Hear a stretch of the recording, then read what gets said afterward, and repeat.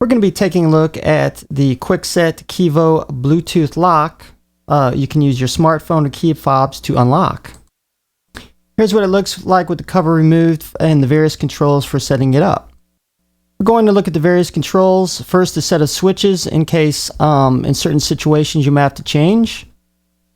The program button to program your smartphone and or key fobs to be able to use your new lock.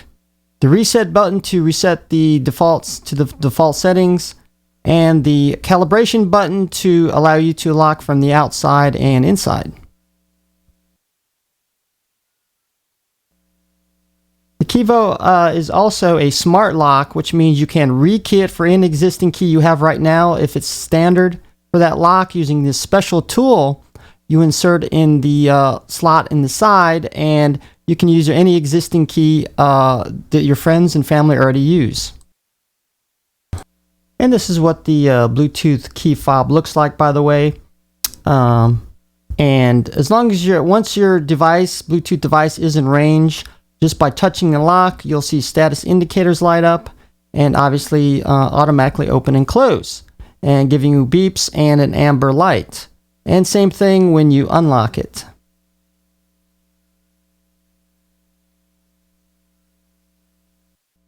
Okay, we're going to also take a look at the iOS app for the Kevo. Allows your smartphone to unlock and lock the Kevo Bluetooth lock. Now, they are currently working on the Android version, and I believe maybe Windows 8 smartphone and some other versions too. Currently just the iPhone, iPad is supported, but like I said, hopefully they can get this up and moving. So we're going to go ahead and look at it right now. And there we go. What you're seeing now is actually the lock itself that gives me access to it with the different parameters. I do have one active E key, which I believe is myself. And if you look down where it says one pending E key, that's the one that I sent to my stepdaughter.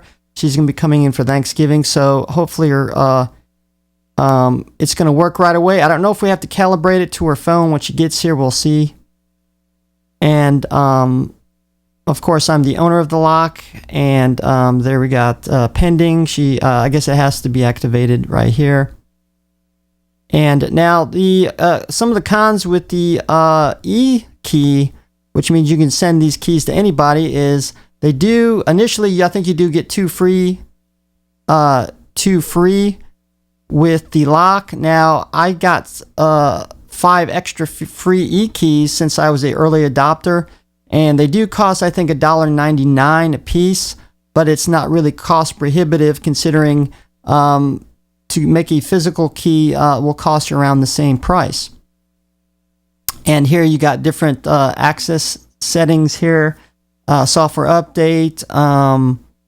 They got 2 different lock brands. I'm using the Kwikset right now. And lock identification. Now calibration allows you need to calibrate each smartphone and or fob because if you're inside with the key locked and for some reason you have your key or smartphone within 30 feet of the lock, people can get inside your house even though it's locked just by touching the lock. So you need to calibrate it from the outside. That way it knows if you're inside or outside of the house for obviously security reasons. And we're also going to look at some of the others now. Also, you can put you can sign it in and out automatically. Security settings in case you want to set up a access code to even open up the app itself, which I do have set on my smartphone. I'm on my iPad right now. And here you can set up a lock if it hasn't already, which is already currently done. And you can also send, like I said, E keys. And let me see if I can find right here. Just by using the plus. Oops, that was the wrong one. Sorry. Right here. And you have to go one by one through lock, user, E key type, and so on to set it up. either user would be the smartphone version, and the key fob, which I shown you in the video earlier.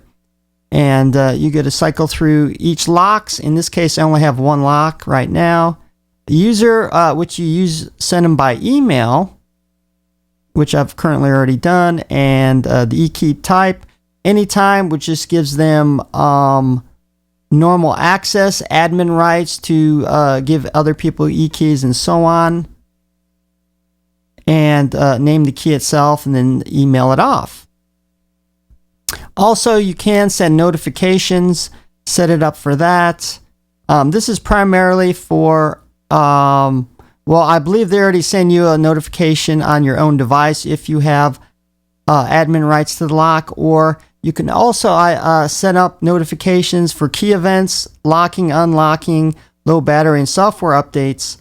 So anybody that has an eKey, it will send notifications to your phone anytime they access your house, which could be very good if you have teenagers or something like that. So that's the look at the Kevo iOS app.